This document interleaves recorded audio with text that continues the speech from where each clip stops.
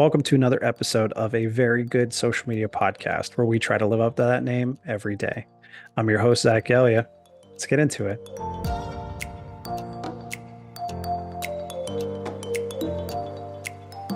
All right, so today's episode, again, very excited to chat with this guy, Kyle Benzion, director of social content and engagement with Holiday Inn Club Vacations. Just someone that I've known for quite some time. Our paths crossed when I was in the NFL with the Steelers. He was with the Falcons. And just someone that, I've had countless conversations with over the years and really got to know on a personal level, more recently. But just a great chat of, making the transition from, being in sports his entire career to a new venture, a new challenge, and how that's going for him, and just how the transition went to be able to do that. And great chat about leadership and empowering your people, and getting to know people that you work with, and all of just such great things that really are invaluable in this industry. So, talking about projects that he's proud of, and different things that they've done with the Falcons, with like Hayden Hurst and schedule release, and everything in between. And so it was awesome to talk to this guy. I really hope you guys enjoy this episode. And so without further ado, I'd like to welcome Kyle to the show. Thanks, man. I've been looking forward to this since the day you reached out to me. So always love talking shot, man. Definitely, man. And like we were just talking off air, but like we've known each other for so long. Like we crossed paths. I always end up stumbling through that. Back in like 2016, I think you were with the Falcons. I was with the Steelers. And like I remember like we've chatted in spurts, and we've talked about different things and ideas, and times when, the teams linked up and did different things, but it's never been like we just get to sit and, like you said, talk shop for, an hour and just see where it takes us. I think that's like the coolest thing about social is you get to know people like even a little bit, and then you start following the accounts that they run and keeping an eye on what they do and kind of seeing how they evolve and their ideas that they come up with. So yeah, no doubt. I mean, I think we first met and talked at a bar for a bit at one of the NFL summits, and yeah, it's been cool to keep an eye on your career, man, and how you've progressed over the last several years. It's been really I, cool. I appreciate it. Yeah, right back at you. Well, and it's cool. Like you said, I mean, like you're basically, once you get to know people in this industry, it's like you can see their work. Obviously, like we're in a unique industry where it's like everything that you do is so public, but it's like, yeah, Oh, it's like I'm following along like the Falcons the whole time you're there, yeah. and knowing like who's behind this and who's doing this stuff. And it's like amazing stuff goes up, and you're like, all right, I got to reach out to Kyle and see what's going Yeah. on. But it's funny that like that back and forth where it's not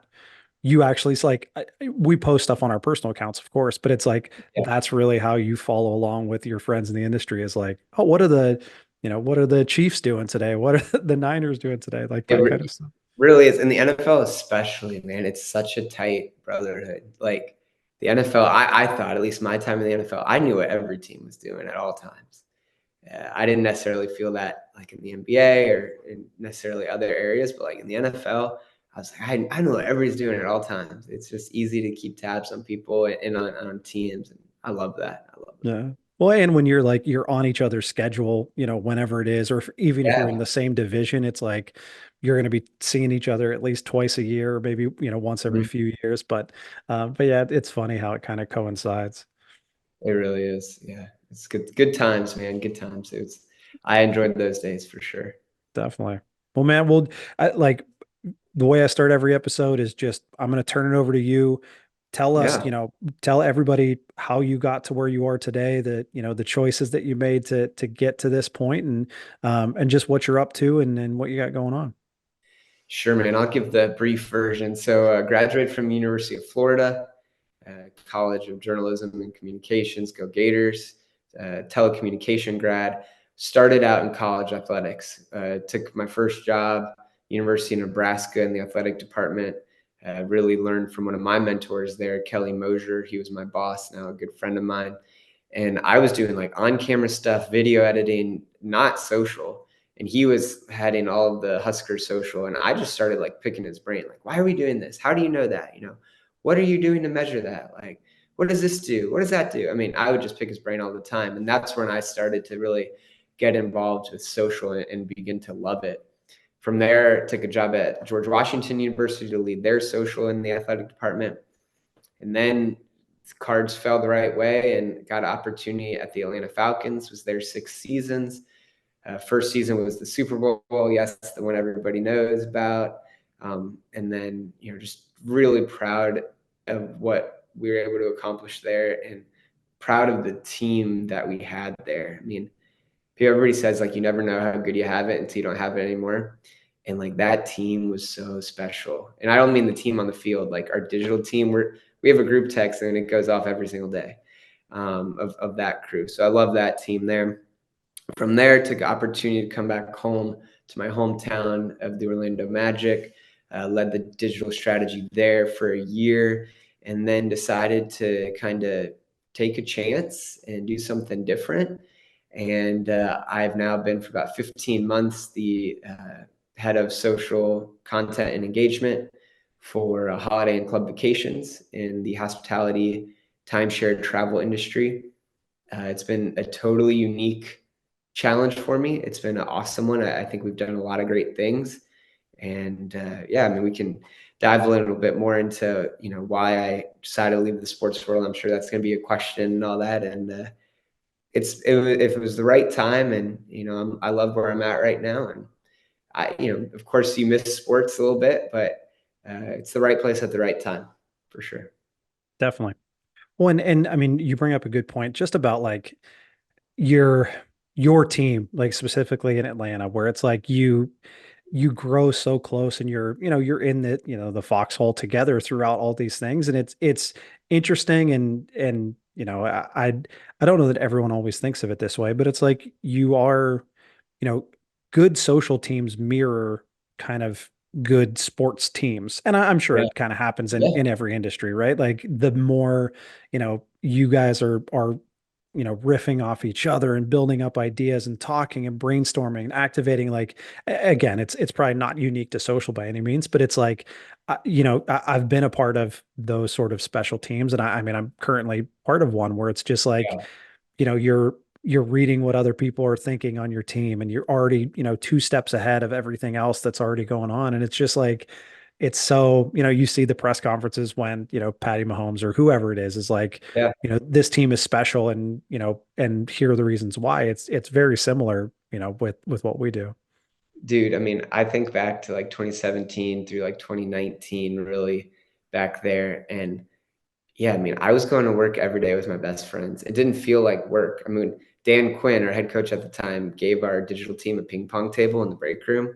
And like we would play way too much ping pong together at work. I mean, it literally felt like summer camp. It was so much fun. And like my boss there, Dan Gadd, I mean, I just talked to him on my drive home from work today. Like he's still like a mentor and a good friend to me. He's now at the VP at the Atlanta Dream.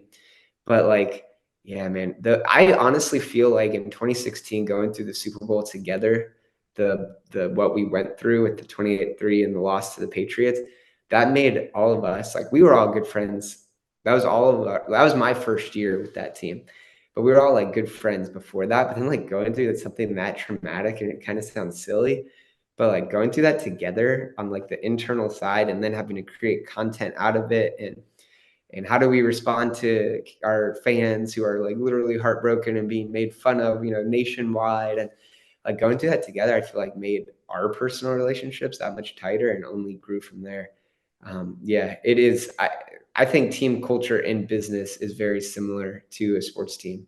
I'm a sports guy. You're a sports guy. Like, when you watch teams that have good chemistry, it's very apparent to the eye.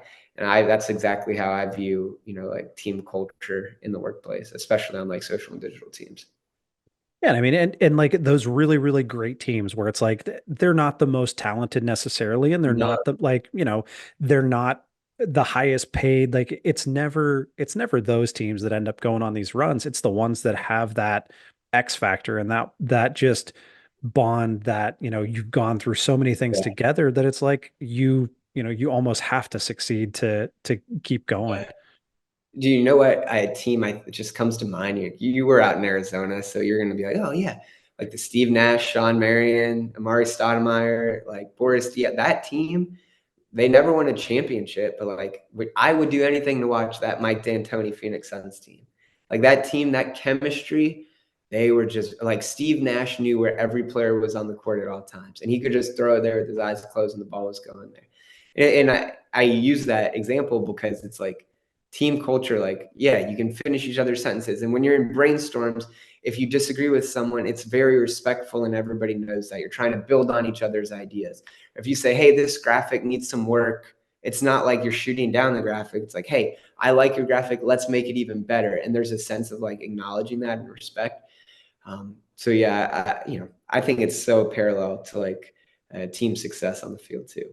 One, and that's a piece of advice I always give to everybody who's like, when I'm first starting out with a team, like, what should I do? And it's like, get to know the people that you work with. Like, no matter what it is, it like, yes, you understand what their skills are and what they do professionally, but like, just talk, get to know each other. Like, it works. And it's something I wish I did more of when I was younger, but it's like, Yeah. Yeah. when you know people personally, you always end up giving them that benefit of the doubt. Like if you have a angry or a charged conversation, or you're disagreeing on something, it's like you can come to it, from both sides with respect Yeah. and understand. Like, all right, well, like he or she was probably having a rough day. Like, it's no big deal. We'll follow up later. Everything will be fine. Instead of it being like, I don't know anything about this person. I do not appreciate the way that I was just talked to. And I don't know that I'm going to deal with this person anymore. And it's like, it's something Yeah. so simple that, like, I think just gets overlooked. And on the flip side, when you hire people, right? Like I think I'd rather hire someone who's a B skill set, who I know who's going to be a good team fit and team culture fit, than who's an A+ skill set, but I know who won't fit. I've made mistakes before in hiring, maybe the not the best team fit. And I look back at those like mistakes that I made, and I'm like, okay, what could I have done? What questions could I have asked? Maybe I should have asked a couple more references of like truly, because it's hard to fully gain and understand who someone is just in a couple of interviews. And that's where like I like to reach out to references, like truly, who is this person when they're coming to work 5 days a week for you? What is the type of person? What is the type of attitude? What is the type of work ethic that I'm going to get day in and day out? So yeah, I think it kind of works both ways, right? Like from a coaching perspective or, boss perspective first. And then also when you're one of the players, if you will, are right in the middle of that team culture. Yeah, definitely. Well, yeah, because I mean, it's very much like, give me the person any day of the week who doesn't necessarily know everything, but is Mm-hmm. so hungry to learn and eager and excited to be there, And that like yeah, you'll never, like, that person will never fail because they're too hungry, they're too driven, they're too, motivated to fail. yeah, And it's like, those are the people who it's like you love going to battle with, because it's like that. I mean, that's me. Like, I don't know all the answers. Like, I've been doing this for 10 years, and like I don't know that I will ever know all the answers, because that's the industry we're in. So it's like, people who want to learn, who want to, continue to grind through this are, those are the people that you want next to you. no doubt, man, no doubt. And I always say, like, even from a skill set perspective, like if someone is a great motion designer, but that's all they know how to do, for someone who's an average motion designer and an average designer, an average videographer, an average photographer, and so on and so on, but they've got like the I want to learn factor, I want that person. It's just that's how I always view it. It's like I want someone who's going to be multi-dimensional and have the right attitude, that wants to learn and wants to be great at what they do, not just good across the board. Yeah. Well, and I mean, like, that's early on in my career. Like, I came up as a creator. Like, I Yeah, didn't understand the business side, like the strategy, the analytics. Like, that wasn't my world. My world was, I'm going to make graphics, I'm going to produce and shoot and edit videos, I'm going to go take photos. Like, that's what, like, got me to the different roles that I had. But then it was like, again, like, I want to learn. I want to know more of this stuff. I want to dig into analytics. I want to learn the strategy side. I want to learn all of these, the partnerships, the business side. And it's like, you have to start somewhere, and there has to be a skill set, but there's never going to be a time where you're like, oh no, I know everything. Like, I got everything covered from every angle. literally It's never. like, Not in this industry, that's for sure. no. So it's just, yeah, like we said, it's all about learning, and it's all about that passion and that drive to just be a little bit better tomorrow than you were today. No doubt. I'm right there with you, man. 100%. Well, so you brought it up, so I will ask the question. So making the transition, like I've talked Yeah. about this a couple different times of like making the transition for me from like football, something I knew like the back of my hand for 7 years, coming to a different sport. It's like that was very much, a shock to the system of like, I need to learn all of the little stuff that I Yeah. took for granted all over again. So with that being said, transitioning from, sports where it was, college sports, then football, then basketball, like to something completely different, like you said, Yeah. completely new challenge. Like take me through that. Take me through that thought process, like making that jump and how Yeah. it's been. It's been great. First of all, for me, I was at the Magic and we found out we were pregnant with their first child. And I remember like sitting in the press box on a random like Wednesday night Magic versus Hornets. And I remember like thinking, like, okay, like this time next year, like my wife's gonna be at home by herself doing all of this, and I'm gonna be sitting here. And that just like didn't sit super well with me. So, I started kind of trying to figure out what I want to do and ended up with holiday and club vacations. And it's been awesome. It's a unique challenge for me. And it's been a total 15 months of like learning, like we were just talking about, learning, from many angles. For me, sports has always been my like passion. So I actually really enjoy now, like kind of being a sports fan again. So that's been nice. But like we plan content out like 6 weeks ahead of time. I mean, in sports, like if you plan content out 6 days ahead of time, that's like impressive because so much of what happens on the court or on the field dictates kind of your fan sentiment, if you will, in the type of content you're going to post. So that was like a unique challenge. It's a slower pace, definitely than sports. When sport, like, there's no doubt I'd be lying if I said I didn't miss the adrenaline rush of like getting to a stadium and having no idea what you're posting that day because it's going to be dependent. Like that is so fun and flexes a creative muscle. Like you miss that, but I think there's so many, um, other ways to break through. When I first jumped to holiday and club vacations, like I started doing research on the travel and hospitality industry, social, so I better understood like the level of expectation and the standard across the industry. And from a sports perspective, when entertainment is key on social, like I always say, entertain over inform. You gotta entertain your audience. You have to. It's a battle for attention, and you've got to get them hooked and stop scrolling and actually be like, "Well, this is really good content. Who's this from? Oh, wow, it's from Holiday and Club Vacations. Like, real cool." You know, when I looked at the travel industry, I was like, I don't think anybody does it very well. That was then. I'm not like hating on anybody, but coming from the sports background, it wasn't an entertainment first mindset. It wasn't. It still is not at all. And so for me, I was like, I want to bring that entertainment first mindset of social into this industry, which is can be very archaic a lot of times, timeshare, resort, lifestyle, hospitality. And I want to kind of set a new standard in this industry. And we had great numbers in 2023.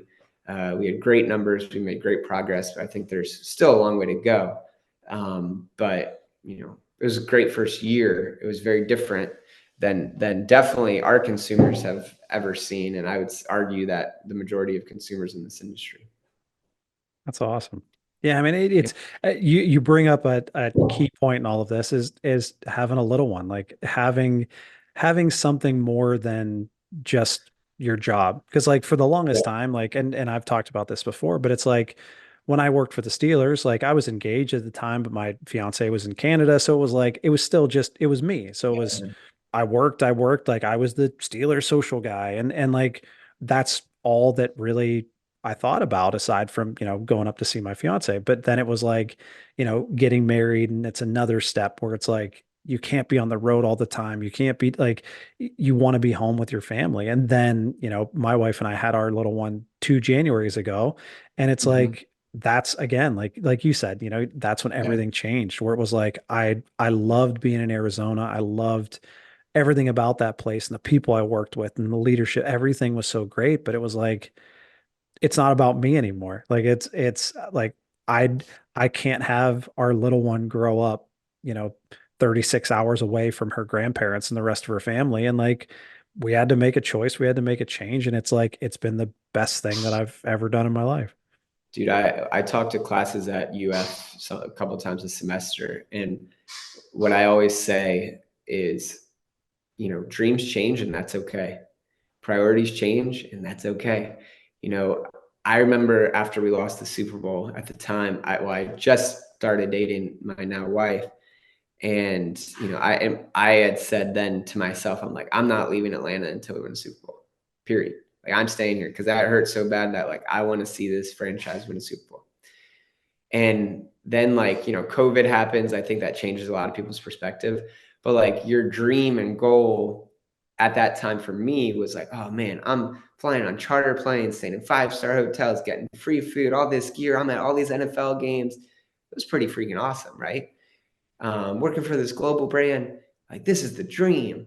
But then, yeah, to your point, right? I get married. Okay, we want to start a family. We do start a family, and it's like actually the dream is like tucking my daughter in at night and being home for dinner. That's the dream. Like to me, like You're the mad. 5-star hotels and the free food and the like that's cool and it's fun. Like I love going to football games, but like that's not my dream anymore. No, Like dreams change and that's okay. And I don't, I say a lot of times they evolve, as you evolve as an adult and as a person in life, so do your dreams and so do your priorities. And like that's totally normal and that's okay. yeah, it's so true. Like it's you never know. Like you always assume, like obviously getting married, these big life events, getting married, having kids, like it's going to change your life, like obviously, but you don't really know what that means until Yeah. it happens. And it's like, again, like when I'm working for the Steelers and I'm young and it's just me, it's like, well, all I have to worry about is me. Like Yeah. I'm good. Like I'll go work 70 hours a week. Like I'll fly on the planes, I'll cover these events. Like it's not a big deal. Yeah. But then it's like then you have other people to worry about and Yeah. it's Not not about you you. anymore. Yeah. Yeah. Dude, I mean, I listened to your podcast with Andy, the first one, and she said something. I was like, I say that all the time. And it was like, I always used to say at the Falcons, I'm a doctor that doesn't save lives. I'm on call all the time. And, whether it be a transaction, I mean, I remember being in Cleveland for Falcons Browns game, missing one of my college roommates' weddings down in Florida. I'm just like, I look back at that. I'm like, that was so dumb, man. I should have, like, so dumb. Like, why did I do that? Like, there was just an expectation. Like, there's no way you're missing a game. Yep. They only have 16 now, 17 of them a season. Like, there's no way you're missing a game. I look back, I'm like, man, like I missed out on some uh, big moments, big opportunities because of that. I mean, I don't get me wrong. I miss football. I definitely do. But there's certain things in this stage of my life. I'm like, I don't miss stuff like that. No, it's true. Well, and another like the flip side of it too is like fighting that like that FOMO. Like basically like you're always attached to your phone, like early on specifically, and like still a little bit to this day for me, but it's like you have all your alerts on. You can't like you feel like you can't miss, this trend or, this moment in culture happening or a roster move or rumors or and so it's like that's like another not an enemy but like when you're trying to put your priorities in order it's like you're also constantly fighting and like for me like I did all the posting for so many years and then Same. getting to a place where it's like now you're not you have to kind of like figure out how to not only like literally get the accounts out of your hands and let someone else do it but like metaphorically like letting some of that stuff go and knowing like I have people who are on this stuff all the time and love this and are younger and different stages of their lives and like Yeah. they're the ones focusing on this stuff like it's okay if I don't see Jeff Passan talk about some signing that might happen Yeah. 4 weeks from now like it's just but that's like that was the internal struggle at first where it was like with the Steelers I was all in like every post was me when I was with the Yeah. Cardinals, it was like most everything was me, and then it was a little bit more of my coordinator specialist that I hired, and then it was a little bit more of him and more of him. So it was like I was all in with the Steelers. I was kind of like one foot in, one foot out with the Cardinals. And now it's like I am maybe posting, I'm covering games here and there too, but like it's I'm so far removed from like the day-to-day posting that like it's such an interesting transition as you kind of go through it. Dude, it is. And you kind of said a minute ago, like I was constantly fighting, and it's like what you were doing is fighting addiction. I mean, that's like, that's what it was. Like, it's people who like haven't been into it, like they're like, oh, that's not a fair comparison. But like, no, you're addicted. You're addicted to your phone. Like to me, there's no like shortcut around it. Like it's a problem. Like, especially in our industry, but I mean, obviously just young people as a whole, but when you're expected to be on literally all the time, like it's straight up addiction. I mean, every notification that was going off on different platforms, like you can't get away. You can't disappear. Like I remember going to Jamaica with my family, I think in like 2017 or somewhere around that. And I was like so happy that I was on a cruise ship because I was like, I literally have to have this phone off. Like I need this so bad. Yeah. Because that's literally what it is. It's an addiction. And yeah, like letting go is hard. I mean, I don't have notifications on social platforms like anymore, but like I do have when I log in, I don't have like notifications pop up, but like on Twitter, or X, I go on all the time now, still, of course, because I'm addicted. And I still have Schefter, so I don't have notifications pop up, but every time I log in, I've got a little one. I go see what's going on in the NFL. I mean, that's like a part of it. I think I've curbed it. It's definitely a lot better than it was a few years ago. But dude, it's like I think people take it lightly, but like it's a problem, man. Like how the expectation is that you can't miss anything. Like to me, as a leader, as a boss, like that is not my expectation. My expectation is that you need to recharge, you need to get away, you need to remove yourself from it because then you're going to be recharged, refreshed, and I'm going to get your best. Because if I expect you to always be on, to me, I'm not going to get your best in the long run. Well, and that's a huge thing with like now us being in these leadership positions and going through that side of things before. Like I couldn't agree Yeah. more. Like I am so on top of my team to make sure that they understand like don't get burnt out. Like there are Mm-hmm. going to be It's days that are going real. to be hard.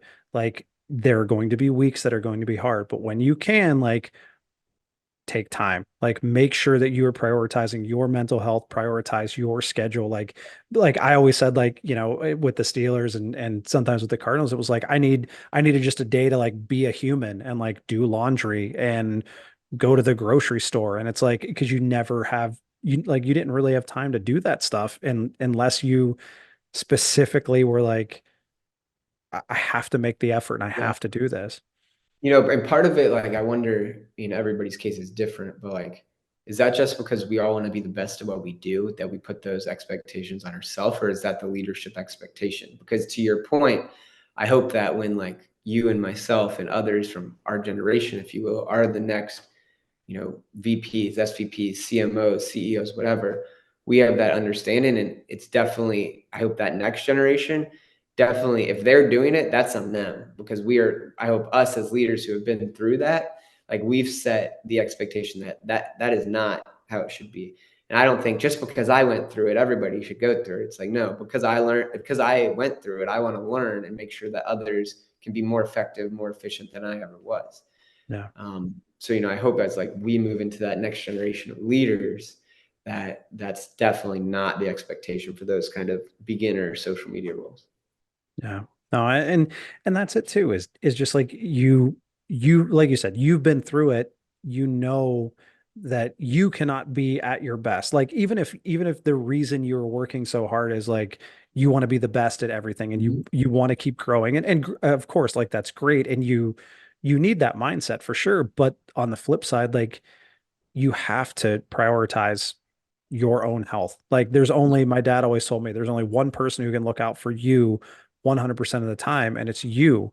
So Mhm. if you are not setting these boundaries and you are not, prioritizing the things that matter to you and the things that like that make you, who you are and make you the best at what you do, it's like everyone has their own creative process. Everyone has their own way Yeah. of doing things. Like there's no, especially in our industry, like there's no book that says, here's exactly how you should be a social director, a social manager, a social Yeah. coordinator. It's like you can, like, whatever leads to success, like whatever hours that means, whatever schedule that means, whatever location that you need to work, like whatever all of that means, like Yeah. the success doesn't change. Like it's still, we're still shooting for the same thing. It's just we don't have to always take the same path.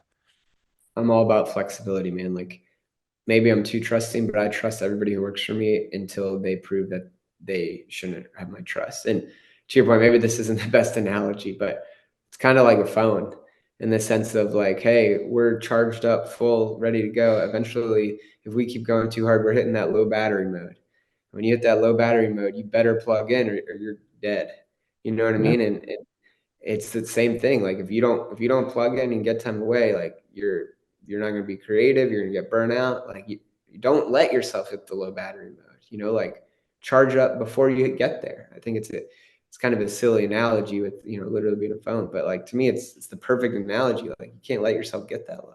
And it makes sense. Like, and I mean, like, if you get to 40%, like, don't just charge yourself back up to Yeah, 50%. You know what I mean? Like, you really need to, you have to set these boundaries and you have to figure it out. Like, how do you get from whatever percent you're at to 100%? Like, because that's what yeah. matters. And that's leadership's job and should be. And maybe not everybody's understanding that. Some people may be listening saying, like, I want to, but I don't have leaders that allow me to do that. And look, I get that. And like when I talk to people, one of the questions that I ask people who work for me is like, hey, how are you at your best? Like, is it, what do you need to do to be at your best? I set goals with people. Everybody who's worked for me, they set 3 personal and 3 professional goals at the start of the year. Professional goal may be learn Photoshop. Personal goal may be do 3 Peloton classes a week. When I have one-on-ones, people on my team, I always have their goals up all year long. And I say, hey, how many Peloton classes have you done this week? Hey, you want to learn a new language? What words have we learned? I help hold them accountable, because when you have like goals written down, and when you hold yourself accountable and have the expectation that someone else is also holding you accountable, then you try to do that. So for me, that's always been a priority, is like make sure that their job is part of their life. Their job is not their life. That's how I believe people work best. Well, and you bring up a good point. Something that I did with my team, because like, so with the Pirates, we have this like leadership academy that I've never had leadership training, and I don't know that a lot of people have. Like, I don't know that that's something that gets offered very much. So thank the Lord, like I said, the move to the Pirates has been the greatest thing that's ever happened to me. But like being able to just learn from other leaders and go through it, like, like we talked about, going through it together and understanding like, different philosophies for leadership and why you want to be a leader, and like just little things that really put things into perspective that like you really never think about. Like when I was, wanting to be like, want to be a social media director. Well, like for what? Like what does that mean? Well, it's like, well, you get paid more and you're more important. It's like, okay, well, great, but like that that's not being a leader. That's just like you want the shiny title and the paycheck. Like, so then learning what it means to be a leader, and you're literally guiding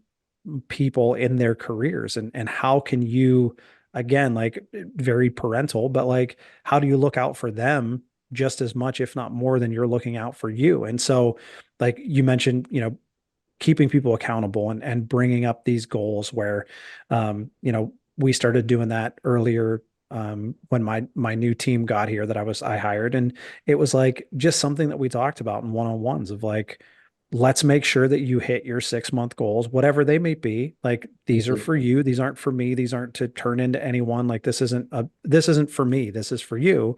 And you can use me as kind of that accountability coach, basically, of like, if you need someone to help you with this, like that's what I'm here for. And it's like, it seems Mhm. like it's something so insignificant, but just the fact of like writing down, like these are the goals that I want to achieve. It's like putting it in paper or putting it on paper or digitally or wherever you write it down. It's like that makes it so much more real than just thinking about it and hoping to achieve it.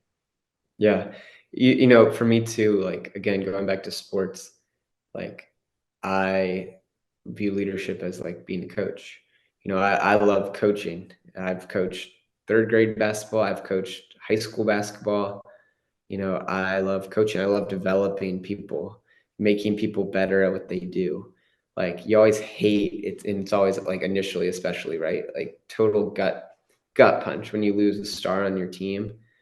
But it's like the biggest compliment. I think about people that I have worked with or have worked for me and like where they are now and running all these different worldwide, like global brands, social media accounts. I'm like, dang, like I had a small piece of that. Like you think about great coaches in sports, right? You think about like the Nick Sabans and, that have just had a tremendous amount of success and that have gotten other people now to be great coaches and the players that they have in the NFL and all this stuff. It's like, wow, like they can what do they all have in common? Like they can really develop people and get people to the next step and to succeed.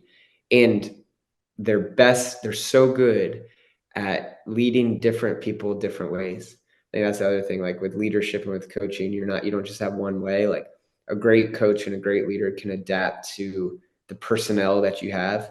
And you may take feedback way different than I do. Like some people like critical feedback or positive reinforcement, etc.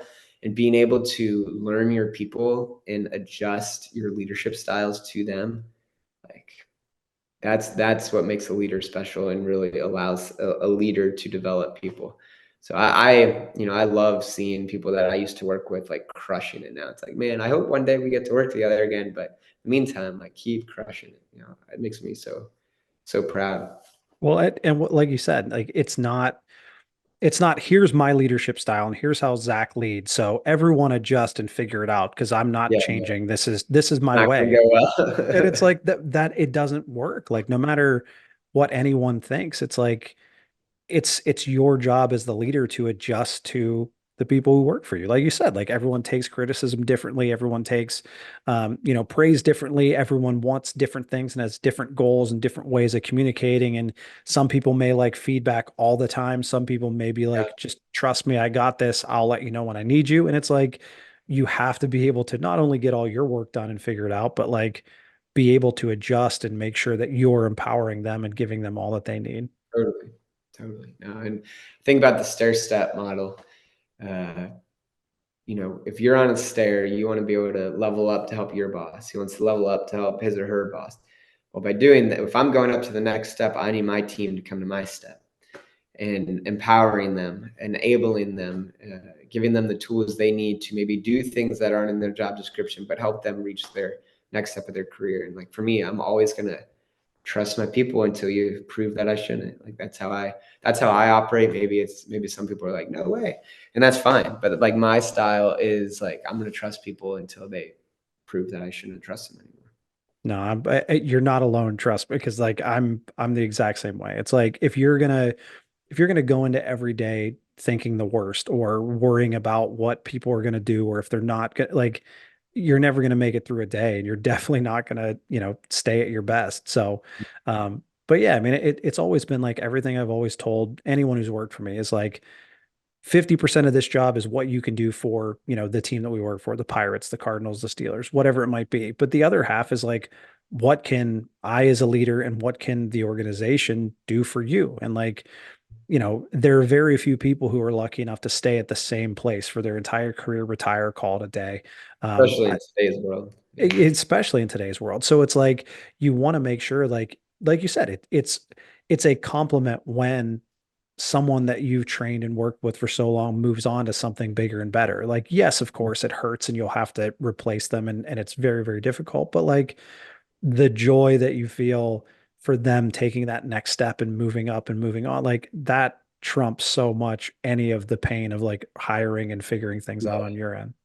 I care about people way more than I care about employees. That's what I say. Like, I try to develop relationships with people, not develop relationships with employees. And I think that's a big difference. So yeah, Definitely. they're people. They're not an employee number or anything like that. Well, so going into kind of the advice side of things. So like Yeah. if you're talking to, a high school senior junior at University of Florida, like looking to get into this industry and get to, where we are and moving through, like what would be that piece of advice that like you wish almost that you had when you were kind of taking those first steps?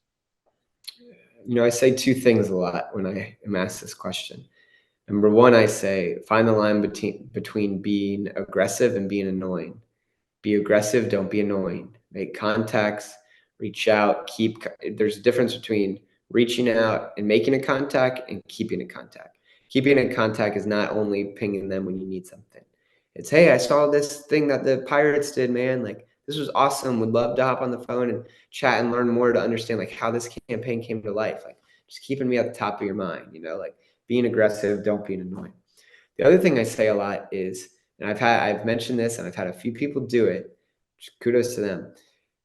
When you apply for social jobs, in my mind, that's your first samples. That's your first work sample. If your resume, again, some people would vastly disagree with me, so this is just my opinion.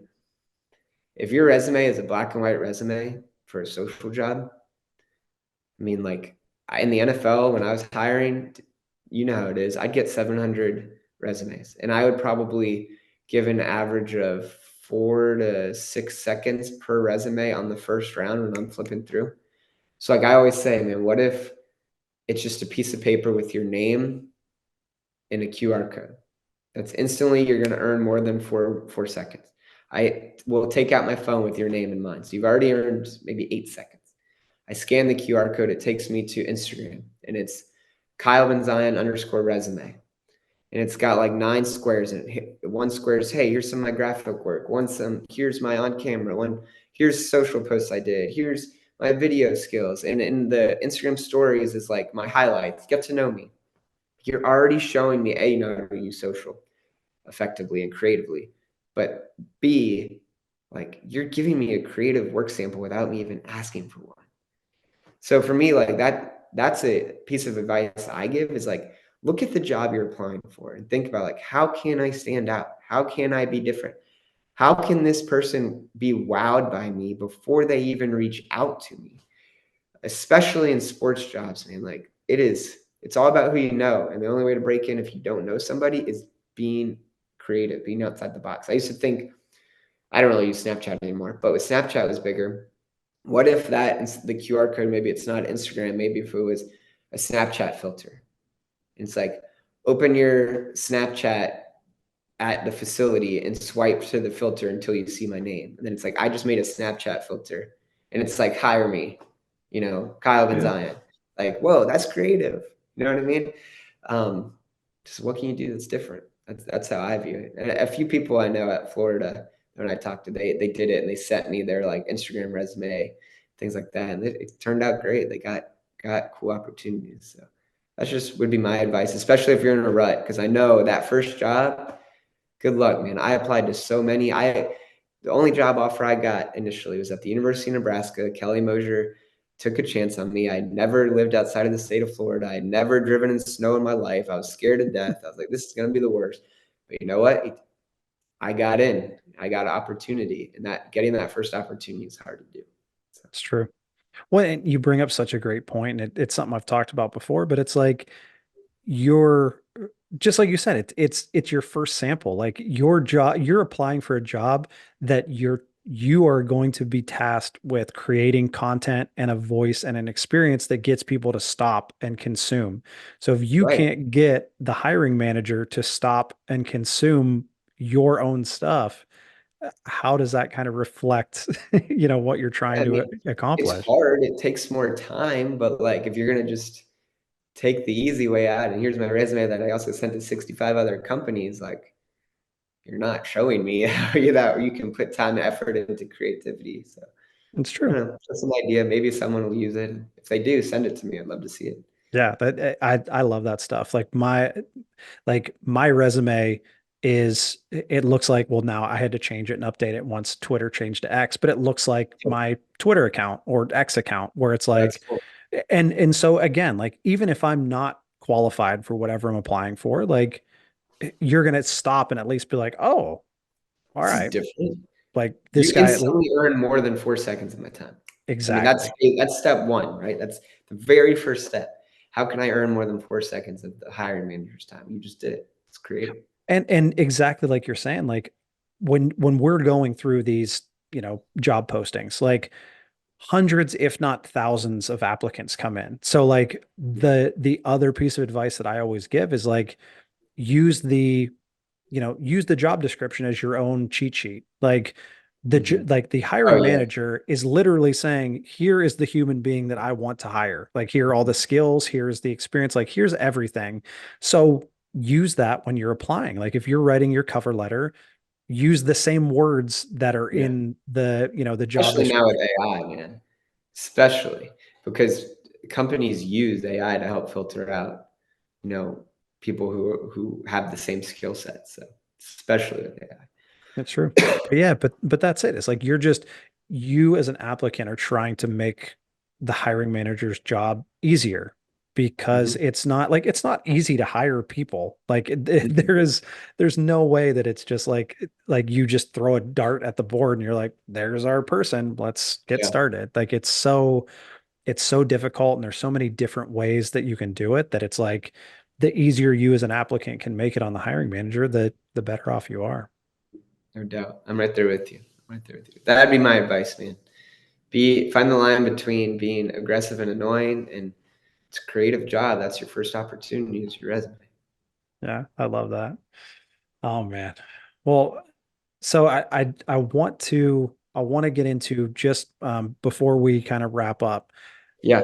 Take me through, like, I know we kind of went off on a tangent for advice and different things, which is amazing. Yeah. And the leadership side of things is always so fascinating because it's just there's so much to learn. But So much. going back to kind of the strategy and that side of things, like take me through, a project, whether that's with the Mm. Falcons, with the Magic, with, wherever it is, where, Holiday Inn, like wherever you want to kind of take this, but like just a project that you were either really proud of or just something that did really well and how it came from, whether it was the need or the idea all the way to like, let's get this out in the world. So this is the easiest answer for me. And no, it's not Falcons schedule release videos making fun of the Saints because that's the fun answer. Yeah. Um, this is easy for me, and I want to preface it by saying I was a very small part of the broader team we that pulled this thing off. It was the Atlanta Falcons. Year was I don't remember, maybe 19. I'd have to go back and look. Um, One of our players at the time, he was just traded to us, tight end Hayden Hurst, and he actually used to be part of the Pirates organization. Um, he had a Players Tribune piece come out about him that he did with them, a written piece about going through depression, battling that stigma, attempting suicide, all that. And the piece was like so moving, man. It was so moving. And so we, as a digital team and our video team especially, worked with our communications team, and we're like, how can we try to do this right and do this well and have them like open up on camera? And those guys created great relationships with Hayden because built that trust with him to allow him to do it comfortably. And they pulled off I think it's like an 11-minute video or so.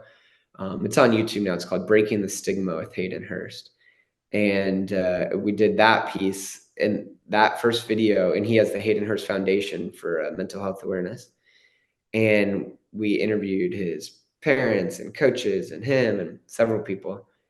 And it was just without a doubt the most impactful piece of content I've ever been a part of because we posted it on different platforms, different ways, optimizing on the different platforms. And so many of the comments, Zach, were like, thank you for sharing this. This piece literally saved my life. If I didn't see this piece, like I probably wouldn't be here tomorrow. And to be a very small part of something that has that big of impact, to me, like nothing is ever going to reach that. There's a lot of negative with social media, a lot, but there's a positive like that you're able to reach people who need to be reached with a story that's that impactful. And then we got a bunch of the comments of people who said things like that, who said, this saved my life. We reached out to them, several people, and had them then, as the second part, record videos to Hayden. And then the second video we did was Hayden coming into a room, and we hit play, and he watched all these people make these videos to him, like, your story just saved my life. And that was the second piece. I mean, dude, it still gives me chills.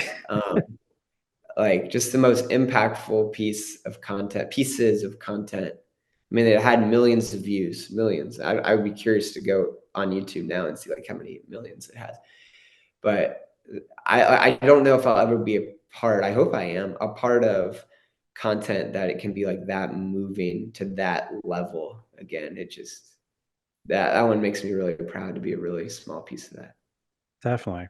Well, yeah, I mean, it's like it's like you said, there's a lot of bad and a lot of negativity out there, especially on social, but it's like there's so much good happening. And Mm. being, like you said, even just a small part of getting that positivity and that just being able to make an impact in just whatever possible way is like that's such a, such a great part of this job where it's like you can do these big amazing things so well, but it's also the little things that matter and can help out fans and completely different scale of impact. But like I remember at the Steelers, like we had a fan who reached out and said like someone broke into his house and stole his entire Steeler jersey collection, and like he was heartbroken and just like he's like I took my whole, he was probably like 25 years old or something, like a younger Mm. kid. And he's like, I spent so many paychecks on this stuff, and like I love the Steelers. And so it was like it was just out there in the universe. Like it wasn't anything where he DM'd us or anything like that. But it was just like as soon as we saw it, it was like one DM from the Steelers. And it's like, like what size are you?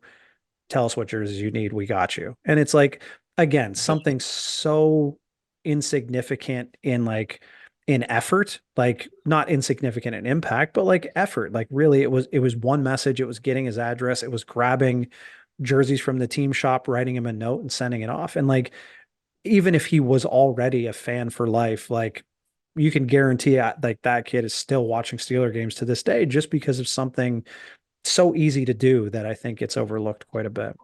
That's the impact of sports, man. Like, two other quick examples. Like, I remember giving a football to a signed Julio Jones jersey to a kid on the field in Tampa, and him breaking down in tears. I remember giving a signed ball. I don't remember who it was signed by, to a Falcons fan at Lambeau Field in Green Bay. And this Falcons fan gave me his lucky Falcons pom pom that he carried with him for the last 20 years to watch anywhere he went to watch Falcons games. I since gave that pom pom to people who still work for the Falcons, so it stays in the building. Nice. But like, dude, the impact that you can have in sports like that, like just doing the very little things, can make literally a kid's life. Like, I guarantee that kid who I gave the Julio Jones jersey to, he has that jersey probably in his room, Yeah. still talks about that day, and it was something very small that was able to make such impact. And like the coolest thing about that in sports, right? It's like I was that kid. I was that kid. I would do anything for an autograph or a photo or anything like that back when I was a little kid. So it was really cool, especially at the Falcons, to be able to make that impact consistently. It's true, man. It's true. Well, cool. Like I honestly I can't thank you enough for Yeah, jumping on dude. and talking to me. But I Oh got a yeah, couple quick hitter things that we can go through and we'll call it a day. fire away. Let's go. All right. Well, I'll get to the one you already know is coming, but Yeah. the first one is what would be your least favorite industry buzzword? Juice is worth the squeeze. And I'm going to shout out Chris Jones on that. He worked with us at the Falcons. He's now in digital at Publix down here. He's one of my best friends in Orlando. He's the one that drove that one into the ground for me. Is the juice worth the squeeze? Yes, Chris Jonesy. Yes. It is worth the squeeze. That's awesome. I like that one. If you had to pick one brand or team on social that just has everything figured out, who Mm. would it be? All right, I Uh, can't say the Chargers. I'm not saying the Chargers. Everybody says the Chargers. But Megan, you do a great job out there. So kudos to Shout you. out for sure. Um, One brand.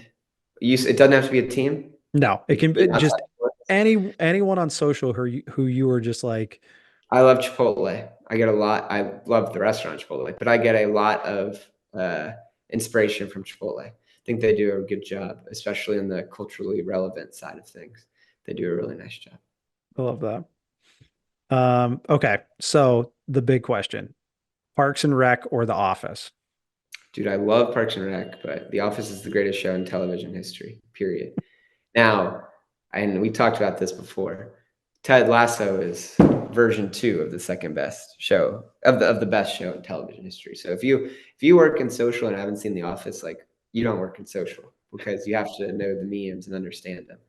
But I would say Ted Lasso is right there with it because it's Yeah. so like culturally relevant. Like you kind of have to be able to be able to work for a brand that wants to be culturally relevant. You like have to know Ted Lasso. Well, and But yeah, and not to take too big of a tangent on this because I could talk about this all day, but like, but yeah, it's so there are things like shows, movies, like music that just transcend their medium and it's culture. Like they're like, granted, I'm no Taylor Swift fan, but it's like you you're need to missing out. understand who she is and what she does and why she's important and like keeping an eye on what she's doing. Like obviously it's really easy with the NFL and how they cover her, but like you have to like there are things that you just have to know and have to experience and have to be a part of where it's like, like you said, Ted Lasso. It's like if you work in sports social or just social in general, it's like it's everywhere. Like it's such a not even a subset of social. It's just it's part of the culture that is social media. And so it's like there are certain things where just like you said, like you have to kind of again keep your finger on the pulse, but it's like it's just certain things where it's you have to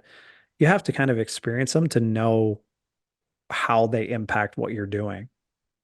Dude, I think Taylor Swift, you hit it. Like, whether you're a Swiftie or not, like, in my mind, she's the most influential person in the world right now.